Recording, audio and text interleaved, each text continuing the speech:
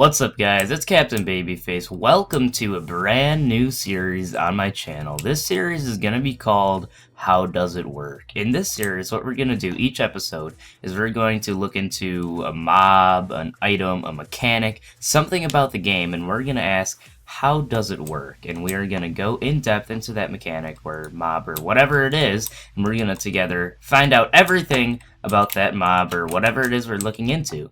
In this episode, we're going to ask ourselves, how do zombie pigmen work? So we're going to go into the nether and find out everything that there is to know about how these guys right here actually work. There are two categories of zombie pigmen drops. You have the common drops and the uncommon drops. Upon the death of a zombie pigman, they can drop anywhere from 0 to 1 rotten flesh or golden nuggets. They as well can drop golden helmets, golden swords, golden ingots. The way to kill a zombie pigman is, well, the best way to kill a zombie pigman is to one-shot them, because if you do any damage to a zombie pigman, it will make all the zombie pigmen around them hostile. The way to one-shot a zombie pigman is to perform a critical strike using a Smite 4 or Smite 5 diamond sword. I have a Smite 4, Smite 5 diamond sword. The way to perform a critical strike is to jump up, hit them on the way down. Both Smite 4 and Smite 5 will one-shot them. However, if you do not critical strike the zombie pigmen, they will all be very, very, very angry with you. I was curious as to how often the common drops of zombie pigmen actually drop, so I went ahead and did an experiment. I built 3 very large, long falls, in which I went up to the top of each one and spawned zombie pigmen at the top, and they would fall down onto the hopper. Their items would go into the hopper and into the chest. So each time I did the experiment, I spawned 100 zombie pigmen each time. You can see 3 different drop thingies. We'll call them drop thingies. So they're all passive zombie pigmen. So I did passive only adults, passive babies, and then I did both. For both of them, I just used the spawn eggs because they spawn both adults and babies. I was doing this, and I saw that it was spawning both, so I thought that I better do experiments with just the babies and just the adults to see if they drop at different rates. So what I found was that at a grand total, for the passive adults and babies, 48% of the time they drop a golden nugget, 48% of the time they drop a rotten flesh. Now, I did a side experiment that shows that zombie pigmen, unless you're using looting, never drop more than 1 of each item. We have 1 gold nugget, 1 rotten flesh, and then nothing. So sometimes they drop nothing, but they never drop more than 1 of each item. Also, I was surprised to see that none of the rare drops occurred. So that leads us to our next experiment, which I'm going to do in a couple minutes, but let me explain this to you real quick. So for passive babies, we had a grand total of 50% of the time they dropped a golden nugget, 42% of the time they dropped a rotten flesh, 53% of the time with the passive adults they dropped a golden nugget, and 56% of the time they dropped a rotten flesh. I put all the items from each experiment into here so you can see that the drops each experiment varied greatly. So essentially, I have determined that the babies and the adults both have the exact same drop rate. Babies will drop the exact same amount of items as the adults will. So we're going to use that going into our next experiment so that we don't have to do as much work. Behind me, I have the results. Around 50% of the time, zombie pigmen will drop a golden nugget, and around 49% of the time, they will drop a rotten flesh. These were all passive zombie pigmen, and none of the rare drops that they could drop occurred, those rare drops being the enchanted helmet, enchanted sword, and the gold ingot. So I'm going to do another experiment where we test the drop rates of hostile zombie pigmen. I went over to a super flat world to perform the next experiment, which was to find out how the rare drops occurred, because no rare drops occurred last time.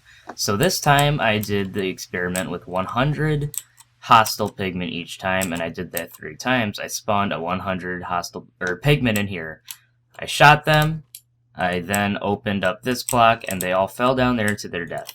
So our findings are in these 3 chests. We see golden swords and golden ingots. golden swords and golden ingots, golden swords and golden ingots, which proves that zombie pigmen only drop the rare drops when they are hostile.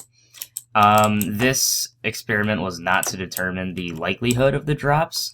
No armor dropped, which I'm a bit surprised about.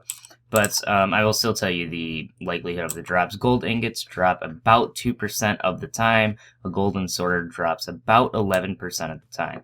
So that proves that hostile pigmen will drop all of their drops, their common drops and their rare drops, and passive pigmen will only drop the common drops.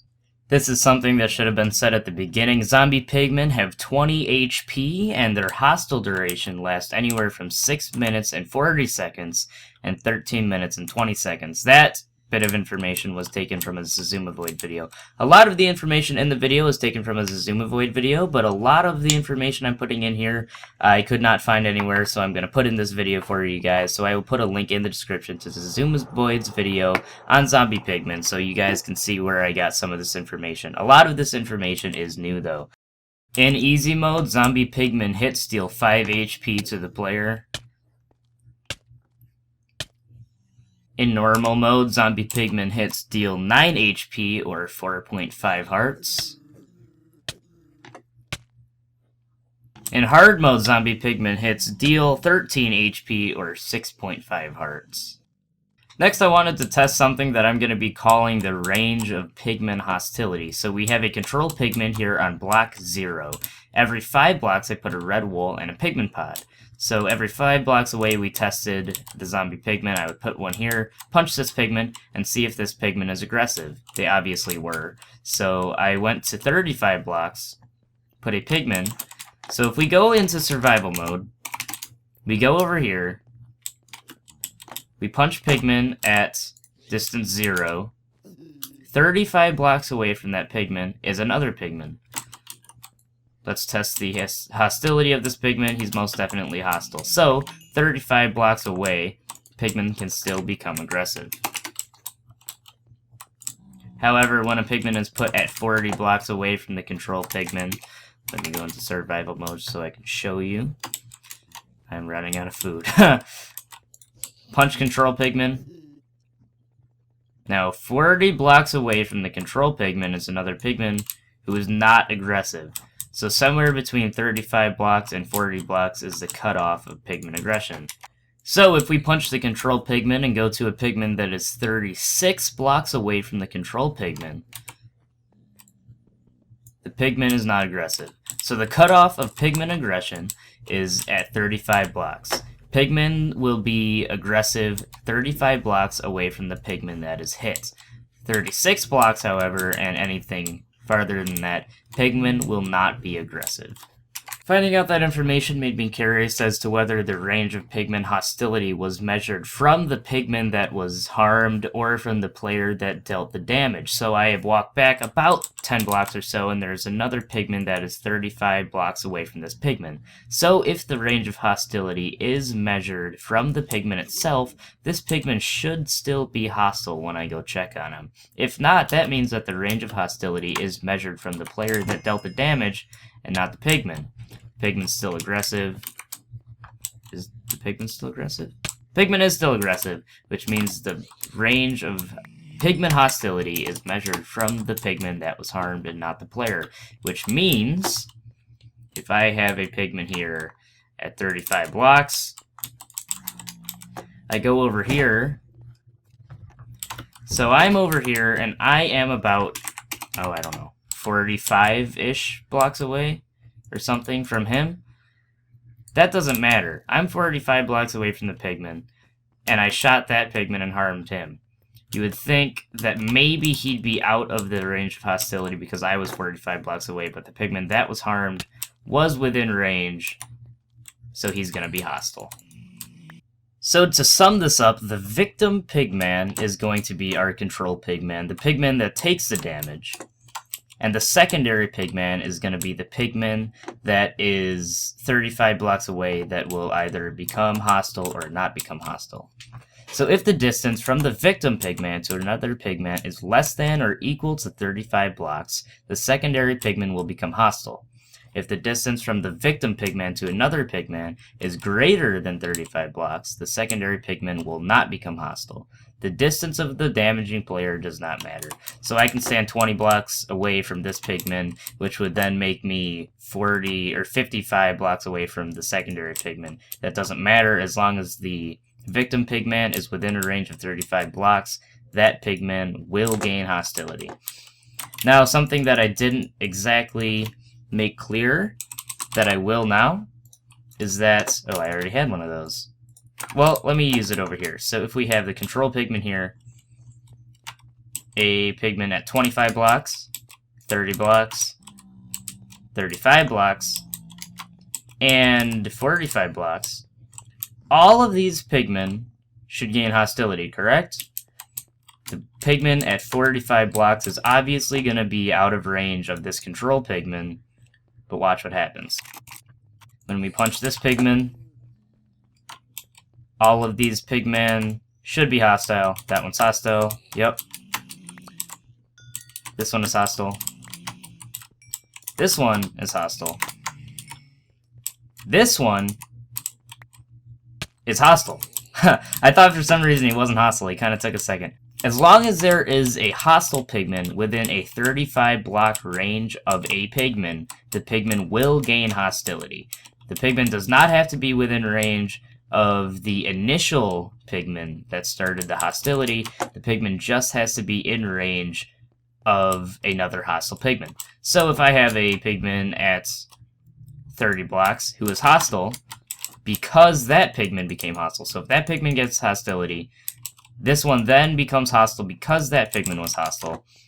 And then we have a pigman at 45 blocks. The pigman at 45 blocks is out of range of the initial pigman, but he is then in range of the one at 30 blocks, so he will then gain hostility. So basically it's a chain reaction of hostility.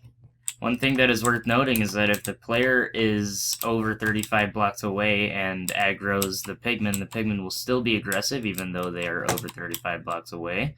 So testing it from 45 blocks, the pigman is still hostile.